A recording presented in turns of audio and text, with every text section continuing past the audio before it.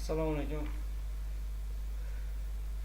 Bugun xodimlar ishga qabul qilishdagi muammolar bo'yicha videorolik qilyapmiz. Ya'ni qaysidir xodimni maktabga, YRP bazaga ishga qabul qilishda ko'pchilik xatoga yo'l qo'yapti. Ana shu xatoni qanday qilib to'g'rilash bo'yicha ma'lumot beramiz. Xo'p, xodimni ishga qabul qilishda xodimlar bo'limidan kadrlar hisobidan xodimni ishga qabul qilish bandiga o'tamiz va yaratish tugmasini bosamiz. Biz mana bu chisloni xodim qaysi chislodan ishga qabul qilingan bo'lsa, albatta o'sha chisloni yozishimiz kerak. Qabul yozamiz, to'ldiramiz, qo'shish tugmasini bosamiz, priyon работу. Mana bu chisloga ham ahamiyat bering. Aynan shu sana xodim qachondan ishga kirgan bo'lsa, o'sha chislo bilan bir xil bo'lishi kerak. Xo'p, o'qituvchi to'ldiramiz, maktabni to'ldiramiz. Xo'p, starshий klass fani misol uchun fizika. Xo'p, xodimni qidirish. Mana shu yerga ahamiyat beringlar. Xodimni qidirish deganda biz hozir ko'pchilik mana bu yerdan pasport seriya raqam bilan hujjatni qidirishni beryapti. Lekin biz pasport seriya raqam bilan hujjatni qidirsak, avval tizimga u xodim metrika bilan kiritilgan bo'lishi mumkin yoki pasport eski pasportdagi bilan kiritilganda hozir yangi ID karta yoki yangi pasport hujjat olgan bo'lishi mumkin. Shunda bu xodimni qidirganimizda xodim chiqmaydi bu yerda. Chiqmagandan keyin ko'pchilik adashyapti-da, mana bu qo'shish tugmasini bosib xodimni qo'shishga harakat qilyapti. Bu yerdan hech qachon xodimni qo'shib bo'lmaydi, tizim ruxsat bermaydi. Xodimni qidirayotganda avvalgi xodimni siz albatta mana bu yerda mana familiya ismi sharifi ustiga bosib jishir raqamiga o'tkazishingiz va bu yerda jishir 14 talik jishir raqami bilan qidirishingiz kerak.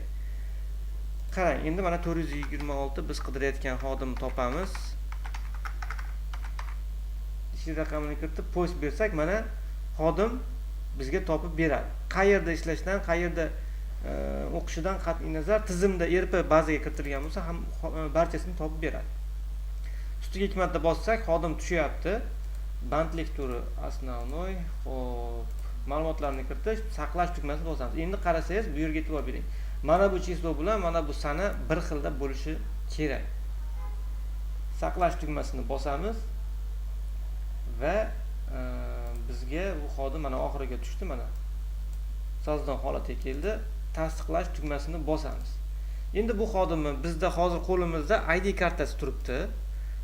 Lekin tizimda bu xodim pasport bilan kiritilgan ekan. Misol uchun mana o'qituvchi xodimlar ro'yxatidan xodim kartochkasidan qidirsak, bu xodim ish raqam bilan mana 426 05 89 210 0027. Mana Musayeva Nargiza hozirgi xodim. Bu yerda pasporti eski turdagi mana AA eski pasportdan kiritilgan ekan tizimga. Bizning qo'limizda ID karta turibdi. Endi buni nima qilamiz? ID kartasini foydalanuvchi ma'lumotlardan xodimlarga o'tib turib, ushbu xodimni topib ID kartani almashtirib qo'yamiz.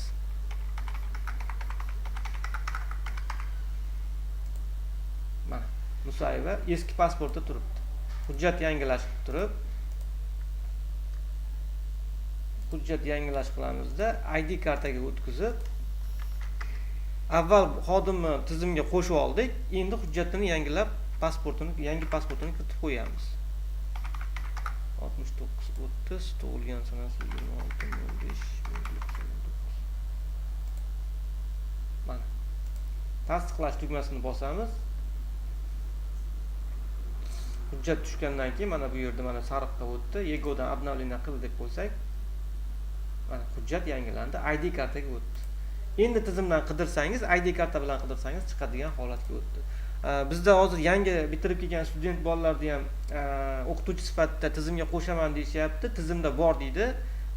Eski yangi hujjat olgan bo'lsa ham ID kartam yoki pasportmi ahamiyati yo'q, tizimda bor deb beraveradi. Chunki uni o'quvchilik paytida ham metrikasi bilan kiritilgan bo'ladi tizimga.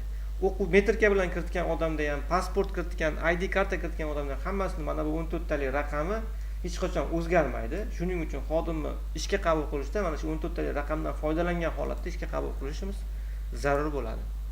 Shunga e'tibor berishingizni so'raymiz. Rahmat e'tibor.